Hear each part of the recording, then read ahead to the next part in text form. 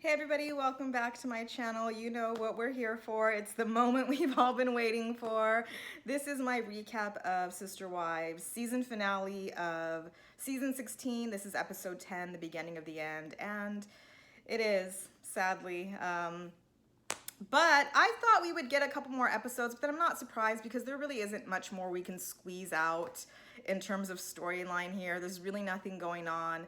But we will get a tell-all next week, which I'm excited about because we haven't gotten one of these for the past couple seasons. So that should be interesting. We'll talk about that next week. Let's get into this episode.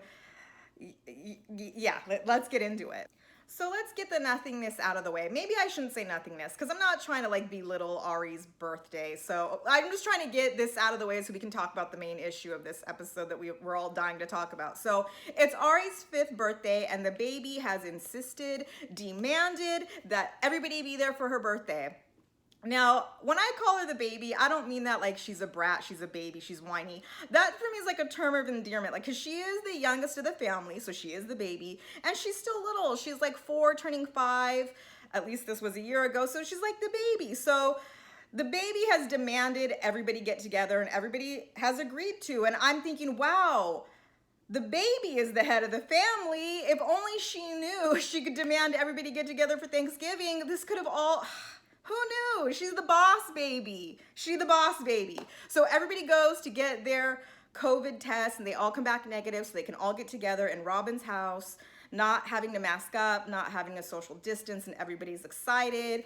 And we have to watch Cody just coo and gush and fawn over Ari and how special she is and how wonderful, a little bossy, that's why she's the boss baby, and you're so loved. And it's not that she doesn't deserve that kind of attention from her father. She absolutely does. It was just uncomfortable to watch him be that way when he has other daughters there that have been a little neglected, at least for this past year. I mean, him not going to Isabel's surgery, I'll never get over it. I mean, it's not my injustice, but I just, that's something she'll have to work through. Maybe she's fine with it, I don't know. But do you know what I mean? Like, I was just like,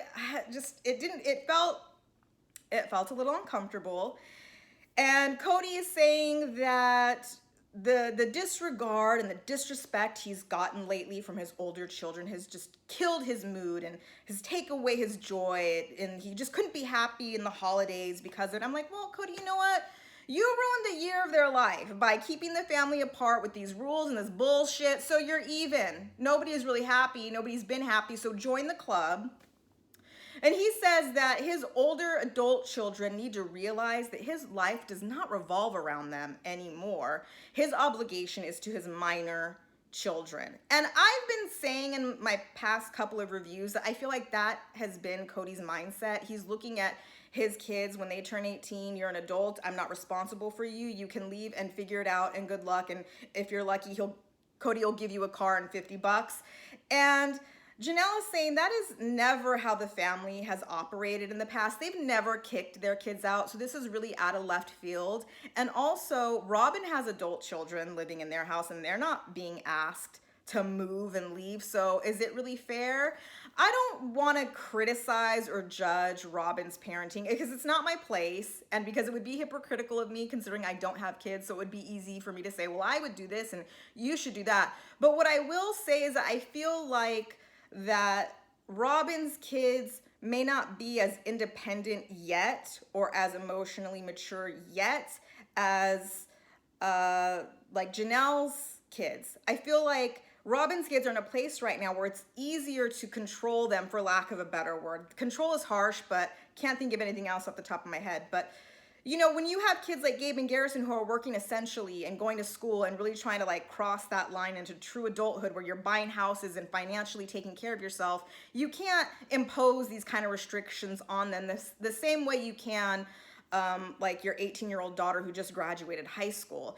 And Cody says that Robin and him had a conversation with their, Robin's kids, and told them either you're gonna abide by your father's rules or you can leave and figure it out. And I don't believe for 1 second that they had that conversation. You mean to tell me you went and talked to your older daughter, Aurora, who's highly anxious and susceptible to panic attacks, and told her you follow these rules or get the hell out? I doubt that. You mean to tell me you went to Dayton, her son, who's on the spectrum, and said follow these rules or get out? That's really harsh if you did, and not necessary. I think it's just like I said, I don't think it was a conversation that had to be had, because they can, I don't want to, I feel like controls like has a negative connotation, but yeah, you just, I knew like in my house at 18, I still had rules I had to follow, and I don't think I would have been kicked out, but it was just kind of like, yeah, there's a respect there.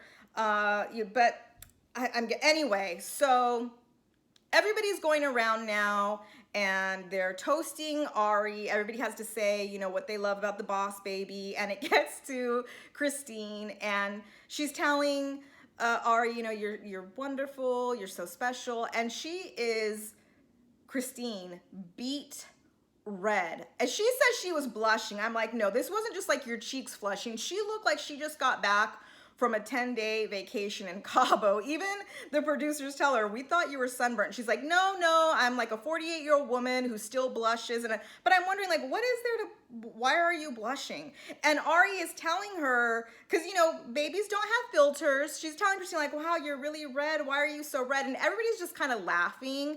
And Christine is just saying, I think this is just really warm in here. I'm sorry, and so it's this kind of joke. And to me, like, I don't think she's blushing. If you go back, and I'm not suggesting that you do, and watch my very first recap I ever did of this show last season, it's like my first video, and it was that episode where they were all talking around the table having lunch, and Christine was sharing that she feels like an outsider, that the family doesn't really like her, so that's why she's not always comfortable coming around. And I'd mentioned that her neck and her chest was getting really, really red and flushed. So I could tell she was kind of like, I don't know about upset, but something's going on. I watched Judge Judy. I know it seems like I'm going off on a tangent.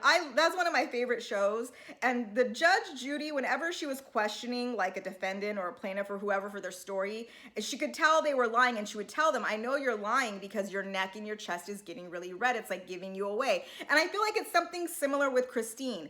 I don't know what the timeline is exactly, if she's had the conversation with Cody about kicking him out and boxing, because I feel like they jump around a lot. But whether that conversation's happened or not, we know that at this point Christine is over it. She's so through with Cody. She's so through with being a sister wife, and she's really faking the funk right now, showing up for the benefit of the family, swallowing her feelings, bottling it up. And when you bottle your feelings and emotions up the way she is, I feel like it is just like coming out of her pores. Her frustration, her dissatisfaction, having to see her husband just like fawn over Ari while her daughters are sitting there. Again, Isabel specifically, who he totally disregarded when she had this major surgery. I'm sure that is upsetting and hurtful to watch, but she's swallowing it. But those feelings can't help but manifest and come out in some way physically. Do you know what I'm trying to say? I don't know if I'm explaining that right, but I feel like that's why she was so red, because she was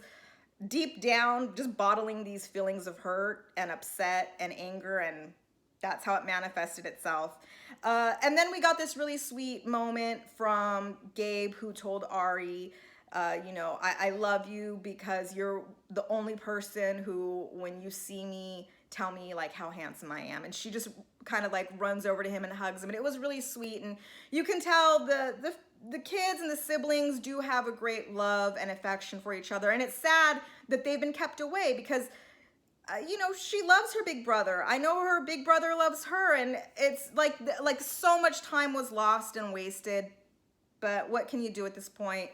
So that was pretty much it for the party. Everybody had a good time until 3 days later. Robin gets a call from her child care provider, her nanny, that her and her husband have tested positive for the Rona. And Robin is just so scared and so upset because she's worked so damn hard to do everything right. And if the family is indeed exposed to COVID, they caught it at her house. And, you know, this just proves Cody right that we shouldn't have been getting together. And it's like, no, it doesn't prove Cody right in any way. This just shows that you probably shouldn't have brought a nanny in, because I just don't think it was necessary, because at that time when we were quarantining and trying to keep within our bubble, the nanny isn't in your bubble. And I know some people have said, well, the nanny was really doing tutoring and like special schooling. We could Zoom that, right? We can Skype that in. She doesn't have to actually come here.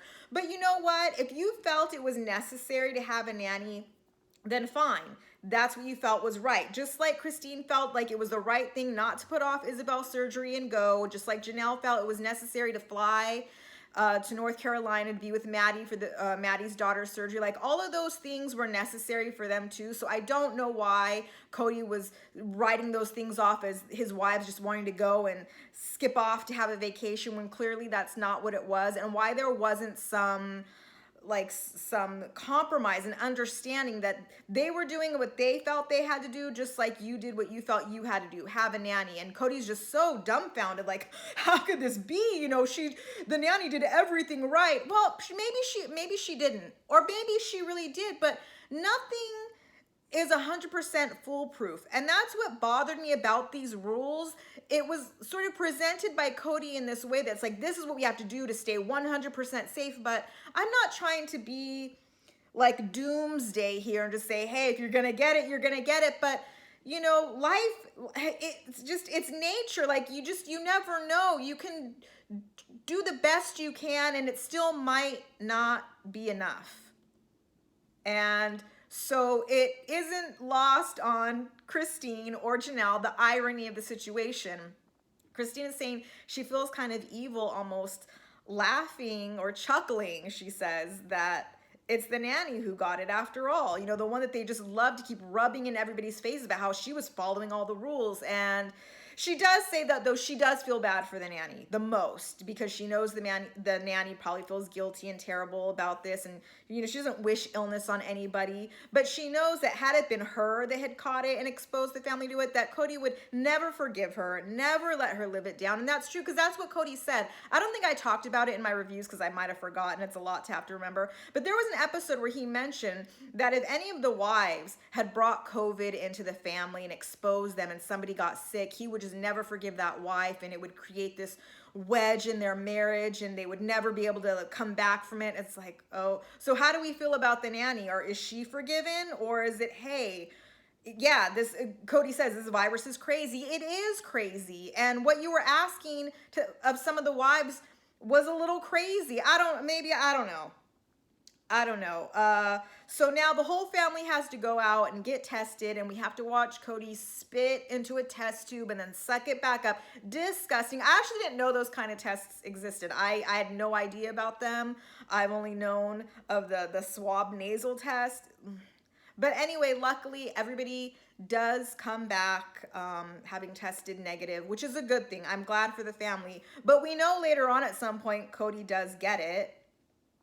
And in this episode, Janelle actually shares that Gabe and Garrison also would eventually test positive for the virus. So, I mean, I'm assuming everybody is okay and healthy now, but I don't know what else to say about it. It's like, you know, what can you do about it now? And I'm sure Robin did everything she could, and she's saying logically she knows it's not her fault, but she doesn't want this to hinder the family getting together again and have this stop them, you know, and visiting and having get-togethers and gatherings. And Cody's saying that he still wants to continue doing that, getting together, but he doesn't know, like, he's just not sure. It's because the virus is so crazy. Whatever, Cody. Whatever. I mean, that was it. I'm glad the family tested negative. What else can I say? There was a small segment where McKelty had her baby shower in Utah. Only Christine and her 3 daughters were able to make it, even though she made accommodations, had it outside, insisted people be masked up and distanced so that people would feel comfortable to come, but still people did not turn out for it, which is unfortunate, but it is what it is, sadly. But I'm sure she had a great baby shower nonetheless. I mean, it's a happy occasion. You don't want to be there?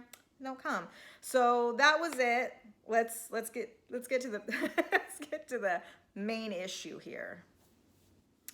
All right, so let's talk about the breakup heard around the sister wives world.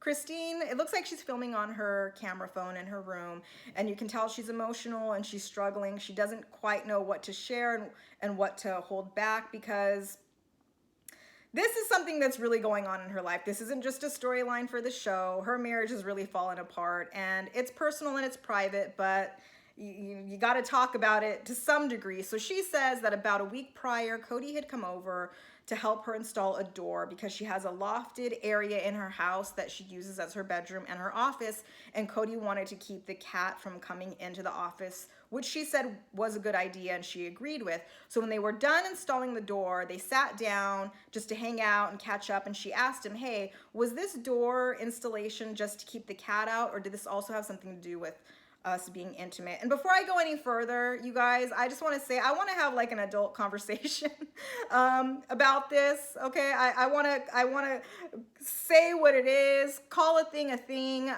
and just be kind of just more forward and blunt about what's really happening here. I'm not going to flowery it up with just intimate, and we're going to talk about like real sex that goes down in a marriage. So if it's too much for you, I warn you. Okay, so she asks him if this door installation has anything to do with them being intimate. And he says, actually, as a matter of fact, he's not interested in having an intimate relationship anymore with Christine within their marriage, that he knows a lot of couples who have sexless marriages and non-romantic marriages. But the difference is that Cody is not the one that's going to be in a sexless marriage. It's going to be Christine, because we know he has sex with other wives or a wife. I don't know, not my business. So it's really messed up, because also she says that he tells her it could change. We could get back to intimacy if your behavior changes, if you become a better sister wife to your other sister wives. And I'm just like, okay, so Cody uses sex as a weapon and a tool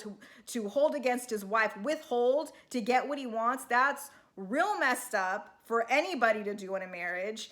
And she just can't wrap her head around the thought, because I don't think it's just sex we're talking about. I don't think he wants to hold her hand, kiss her, cuddle with her. Did she say that at one point he told her that he wasn't attracted to her anymore? Like, okay, because here's the thing. If my husband came to me, because this is what's going on. If my husband came to me and told me, I don't want to have an intimate relationship with you anymore within this marriage, what you're telling me is you don't want to be married to me anymore.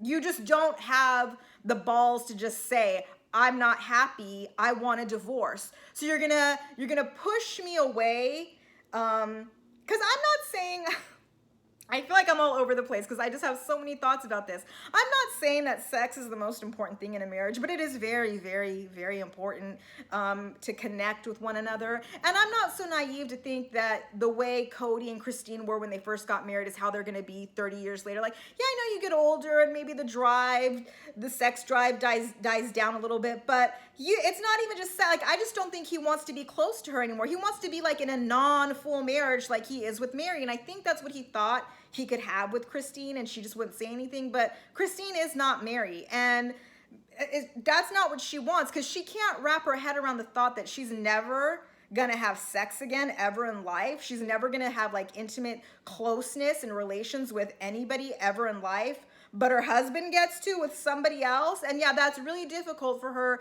to have to be around that and have it in her face. And I wonder if, like I said, the timeline's all jumpy. Did this happen before Ari's party? I don't know, because she's been holding back a lot, and she says she's been going through the motions and just trying to be as normal as she can for the family and not disrupt anything, because I think she's just trying to process and settle in with the fact that her marriage is over. Then, we get Cody saying he's got his little phone confessional that Christine called him over to have a conversation, wherein she told him that he is no longer welcome in her bedroom because that's where special things happen and nothing special happens between them. And it's like a bomb dropped on him. He doesn't know if this is just a phase or an awakening or if she's just playing games. And yeah, their intimacy, it's pretty much non-existent, but that's her fault. She killed their intimacy by her betrayal. By betrayal, he says that she's been going around to other people in the family saying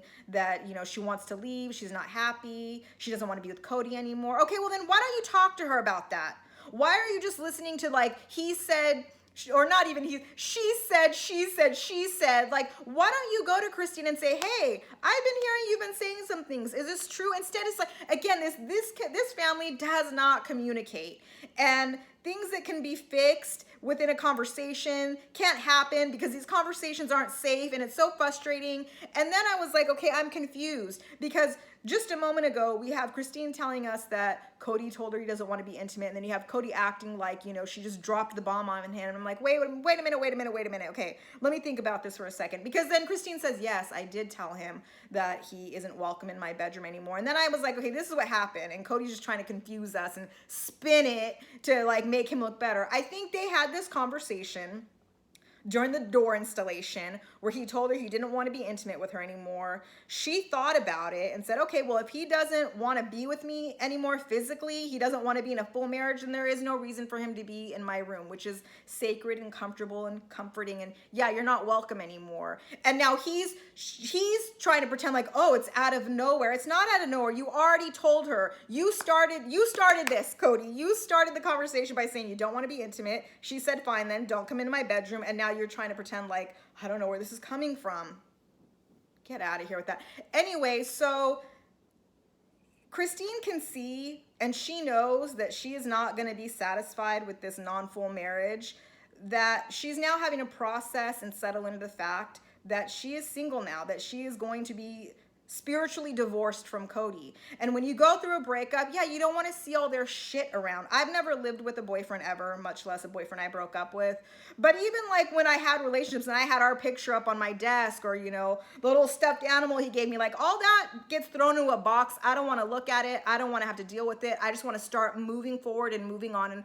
And not that Christine can forget about Cody because they've got kids together. They still have a young kid together. But yeah, I don't need a reminder of you being around when you don't really want to be around. And she decided nicely, I would say, to just pack his stuff for him. I mean, it ain't much stuff anyway because he barely comes over as it is. So when he does, she doesn't want him distracted with the packing. Be with the kids. I'll do it for you. And she did it quite nicely. It was all nice and neat.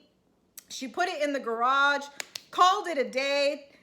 She's moving forward. So when Cody comes over one day and he realizes his stuff is all boxed up in the garage and what is going on here, to come to my home and see my stuff put out. No, this ain't your home, Cody. Remember you said Janelle's and Christine's, and I don't even think he mentioned Mary because Mary is now a non-motherfucking factor. Shout out to Evelyn Lozada, Basketball Wives. I've always wanted to use that term. I've never had a chance to until now. Yeah, Mary is a non-factor. But he's saying, oh, Christine threw his stuff out in their home. But no, remember you said only Robin's home feels like your home. So it's really not your home. And he's just, he doesn't know what, he's at a loss for words. He doesn't know what's going on. He didn't know this is how serious it was. He doesn't, again, know if she's just playing games, trying to get his attention. And, he should feel bothered, but he doesn't. And this is what it is. I think Cody doesn't really care that him and Christine are breaking up.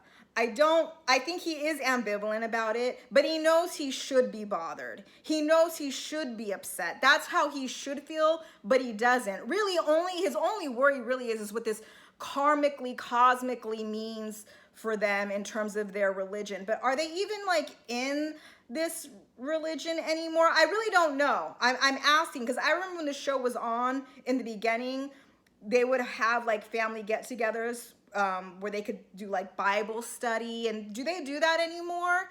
And he's worried that this might keep him from getting into heaven. But it's you're having sister wives in names only. They're not really your wives. You're not treating them as a husband should treat his wife. So I would think, I'm not trying to be like disrespectful, but I don't think you get in just because you have sister wives. But aren't you supposed to like treat them well and loving? Like, isn't that part of the deal? Or is it just like, get as many as you can and that's your ticket in? I'm not trying to make fun. Like, I'm really, because it's like there's this disconnect. Like, he doesn't realize that the way you're treating her might might not look so good to God. He might not think. Do you know what I mean? Anyway, he like I said, he knows how he should act and how he should feel and how it should look, but that's just not how he feels, because I just don't think he really deep down cares. I just don't think he does. And he doesn't want to move anything yet because he feels like he has to have a conversation with Christine first. And I agree, you probably should have a conversation. I think it's done. I don't think she's gonna let you move your, like, it's over if you need to have that conversation, and so you're really clear on it. But what I really think he needs to do is he needs to thank Christine, because she did the hard part by really ending it and calling this divorce. Do you know what I mean? Because him just sort of cutting her off sexually, not coming around, being there for their daughter as a support, not just to the daughter, but Christine as a wife, as the mother of this child. You failed in a lot of ways. And maybe it's because you don't want to be married to her anymore. And not that that's fine. I mean, but hey, shit happens. People get divorced. People's feelings change. And I'm telling you, I would have so much more respect for Cody. And I would say it. I'd say, hey, you know what? Got to respect the guy. If he went to Christine and said, you know what? I'm not happy. This isn't working. I heard it's not working for you either. I don't know if that's true or not, but that's what I hear. And I don't think this is healthy anymore, and I don't think we should be in a marriage. Instead of pussyfooting around the issue that you don't really want to be with her, so instead you're just gonna like cut the sex off. And he's so frustrated. Well, you know what? So is Christine. She hasn't been laid in how long? Who knows? It's like, oh, he just so, and he doesn't ever take any responsibility and say like, well, maybe I did this wrong, or maybe I failed in this way. It's just, you know, her betrayal, her playing games, and her kicking him out of the bedroom. It's like, yeah, I mean, what you need to be in the bed for? You ain't gonna do anything anyway. So that was the episode. That's just how it ended. You know, you get Christine on the couch in her confessional saying that she is uncertain of the future. She doesn't know what's to come, but that she is really just getting used to being on her own. She's single now and free of this, and I wish her well. If you've been watching my recaps, you know that I don't like divorce. Who does? Nobody does. And I'm not saying that there aren't cause for divorce, like abuse, things like that, obviously, yes. But in the case of like Christine and Cody, and whether we agree with plural marriage or not, like that aside, let's just talk about their marriage, okay? I feel like this is one that could have been repaired if they both wanted it. And I think maybe Christine did, because she had mentioned that they had gone on an anniversary outing the year before and it was terrible, and she was just hoping it would get better, and she was trying and it just never did. And if you have somebody like Cody who just doesn't want to fix it, then yeah, I'm not gonna be unhappy for the rest of my life by never having like intimacy. Like, that's important to me, and you're asking me to just live without it forever, but you don't have to. To me, that's not really fair. And again, we can look at his relationship with Mary. They're never gonna be in a full marriage ever again. And that is not what Christine wants, and I do not blame her. Hey, if that's what Mary wants, and she's thought about all the options and she still chooses that, then good for you. That is your prerogative, and I'm fine with it. I don't have a problem with it, but I also don't have a problem with Christine saying, that ain't for me, and moving on. So that was the season, you guys. What did you think? I feel like I'm talking about this, but you all know I'm not like saying anything that is like, wow, I'm not blowing your mind. It's like we all see it, right? We all know that it's really messed up what Cody has done and what he did. By, like I said, he just kind of cuts them off, and he makes Christine do the hard part by actually being the one to, what do you say, like, cut it off and be like, we're done. I want a divorce then. And I know she was worried about what she was going to tell the kids and if they would understand. And It's probably a conversation they should both have with the kids, I think. I don't know if they did. That's not really our business. And they should protect the kids. They don't need to show that conversation to us with the kids. Like, it's hard. Divorce is hard. They still have young Truly. But Christina's a great mom. And they'll be okay. I think she already is. I see she'll pop up in my like Instagram feed and she looks great. She looks happy.